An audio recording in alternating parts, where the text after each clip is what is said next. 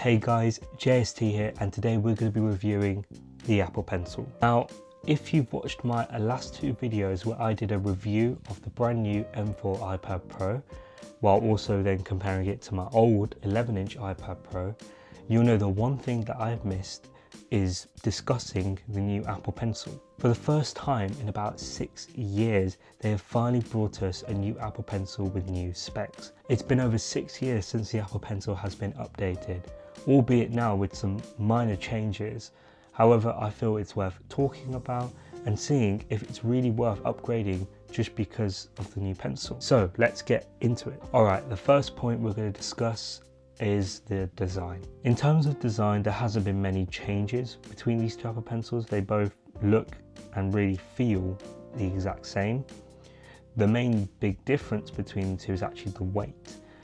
The Apple Pencil second generation does feel a little bit more lighter to use, whereas the Pro actually feels a bit more back heavy in a weird way. Especially when I'm trying to draw, it feels like the back is trying to pull me out of it, which is pretty weird. So I've got to position my hand in a better way, or I've got to put more weight down to the front. I suspect that's due to more of like the components they put in the top here, but we'll get into that in a bit. So in terms of which one scores better here, I'm actually just going to give a point to both right off the bat. There was nothing wrong with the second gen design. I liked the matte finish. It was more grippier than the first generation. The flat side made it nicer as well, especially when it's rolling on the table. It would have been nice to have a different color option, but other than that, there was nothing wrong with the old design. So I'm kind of glad they kept it because it was a good pencil design. Yeah, 1 point to both. And now for the second point, it's a quick one. It's just connectivity. So the new Apple Pencil connects the exact same way as the old one. You just put them on top where the magnets are, and then you're connected and you're charging as well. One thing to note is that the old Apple Pencil is not compatible with the new one, and vice versa. The new Apple Pencil is not compatible with the old one. There is a magnetic attachment. However, the actual connector pieces aren't the same on both. That is mainly due to the fact that the new iPad has had a change in the camera arrangements. Now that's right where the charger is, so they've had to redesign the pencil and the charger to accommodate for that. I understand why they went through with the decision of making the new Apple Pencil exclusive to the next generations now of iPads and next generations going forward. But it is annoying that there's no compatibility for older iPads as well, especially if you just want to get the Apple Pencil. So if we look at the list, the Apple Pencil Pro is only supported on 2 iPads, or technically 4. It's the 2 sizes of the iPad Pro from 2024 and the iPad Air, the 11 and 13-inch from 2024 as well. However, the second generation Apple Pencil is supported from the 2022 iPads all the way down to the 2018 iPad Pros. And that includes the iPad minis with the flat sides and the iPad Air with the flat sides. However, bar the iPad 10 gen. So which one am I going to give the point to? I'm definitely going to give it to the second gen pencil for this one, mainly because of the compatibility that I can support a load of other iPads, meaning you don't need to have 2 separate pencils if you're someone who likes to have the mini iPad as well as the big Pro iPad. Point number 3, we're going to take a look at some of the features of the pencil. So seeing what else they give other than just being a stylus. Let's start with the old iPad. All right, here's the old iPad Pro. So in terms of drawing, it draws exactly how you expect. No different to any other stylus you may have used. You get all these tools here at the bottom, as well as all these kind of color options as well. So nothing too extraordinary. The biggest thing you get with this old pencil is double tap. So if I double tap, you can see here it's switched to eraser. So if I double tap again, it goes to pen. So this has been like the best feature about the Apple Pencil, is that you always had a shortcut on the pencil to switch between tools. You can also set it to change specifically to the eraser, or switch between your last tool, or show like color attributes. Typically, I prefer having it on eraser because it's very nice to just quickly, if you do a drawing and oh no, you messed up, you get the eraser, rub it out, and then you're good to go again. But yeah, other than that, that's kind of the only features you really get with the old pencil. But to be fair, it did the job very well. As a pencil, is very nice and useful. So some more features you get pressure sensitivity. So the more pressure you put on it, the thicker the line will going to be, vice versa.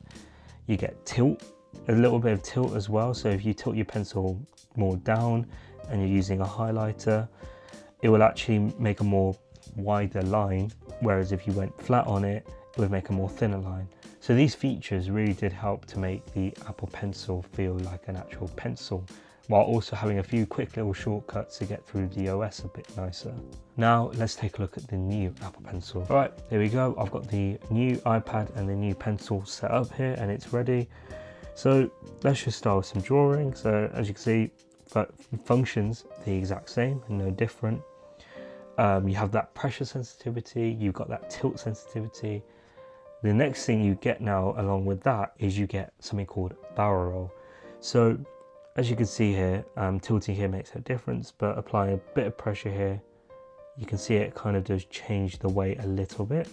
But now, if I switch to the highlighter, we have something called barrel roll. So if I turn the pencil, it actually spins the pen around. It looks a bit better when I do it like this. So there we go. So yeah, so you can get those more realistic effects, because obviously if you turn a highlighter in real life, this is kind of how it would look. So this is definitely like a good upgrade in my opinion, because it allows for more realism of drawings. So that's our first new feature. The second one we have is something called hover. Now this has been around since the M2 iPad Pros 2 years ago, but now this is my first time using it and it is an amazing feature. So as you can see down here, this is my toolbar. If I put my pencil over this tool here, for example, you can see that it kind of bobs up as if like this is what you're about to press. So what it is, it becomes an indicator around the UI that this is how close the pencil is, so you can actually see like pixel accurate what you're about to tap. So another feature you get with the new Apple Pencil is a feature called squeeze. Now we still have double tap, where you double tap and it can switch to your last tool, for example. So I've still got mine set to eraser, as you can see. But if you squeeze the Apple Pencil, it actually gives you a whole new, another shortcut around the UI. So squeezing the Apple Pencil for me now is set to showing the mini toolbar. And this is amazing, because it's a mini toolbar that follows wherever the pencil is actually tracked to be.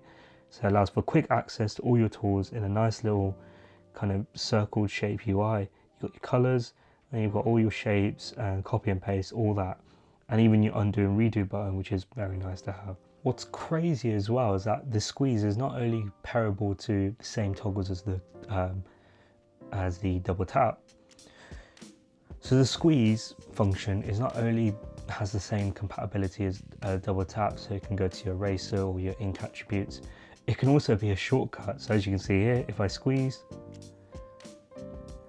that's a timer shortcut, so I can quickly set a timer, start, and done. I think this is amazing, but for me, the squeeze is more useful as actually having my color palette with me, but having that shortcut is amazing. And now that we have two ways of getting around the UI quicker, I definitely really enjoy this new squeeze toggle a lot. In tandem with the squeeze and the double tap, we now get haptics in the Apple Pencil. The haptics in the Apple Pencil help to kind of notify when you're going around the UI, if you're using a shortcut on the pencil, or if you're selecting a certain tool or doing a certain type of movement on the actual iPad. So yeah, this is a very nice little mini feature. So the last thing I want to mention with the new Apple Pencil is that it supports Find My, meaning it can be easily tracked from your phone, your iPad, or even your MacBook. So yeah, wow, it's kind of a no-brainer as to which one's winning the points here. The Apple Pencil Pro has probably double, even triple the features that this one has now. And using the Apple Pencil Pro for drawing and even writing, I actually prefer the feel of it a lot more, and it's more connected now with the OS compared to the old one. So yeah, definitely giving a point to the Apple Pencil Pro. Now let's get into a point that I don't think a lot of people have mentioned, but it's actually battery life. Both pencils would look and appear to have the same battery life. However, the Apple Pencil Pro definitely has a worse battery life compared to the older one. I suspect this is due to now the new haptics, the squeeze functionality, and even when you use Find My as well. There's a lot of new features that do tend to drain the battery a little bit more. So I don't know how the new pencil is going to hold up in terms of longevity, compared to the old one, which has lasted about 5 years and the battery life is still amazing. It just means that with the new Apple Pencil, it will need to make sure you keep it on its charger and make sure you're keeping it topped up with battery, because you'll find that it will drain very quick if you do a drawing and leave it to the side. So yeah, battery life point definitely going to the old Apple Pencil. Right, so the last major point I'm going to talk about is accessory support.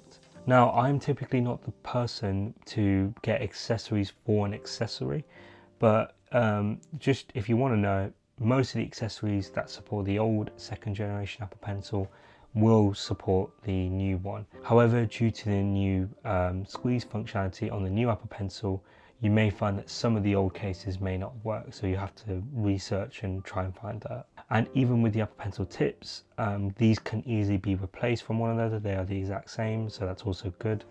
One thing I am going to point out, and as you can see here, my old Apple Pencil, as you can see, has got 2 marks now on it. And they are traced exactly the same on the iPad. Now, this is due to potentially dirt or something that's getting trapped when you're using the magnets to attach it. And especially when you're doing it a lot of times, eventually, if you don't make sure you wipe it down, this can cause paint and scuffs to come from the actual iPad and the pencil. So for something like this, I would definitely recommend getting some sort of sleeve or a case for the Apple Pencil.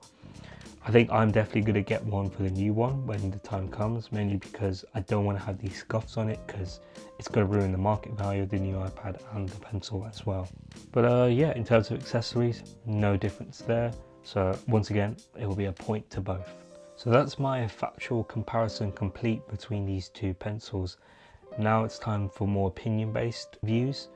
I'm going to go through kind of my opinion as to which one I actually prefer to use. So right out of the gate, the one I prefer to use is quite obvious. It is the new Apple Pencil.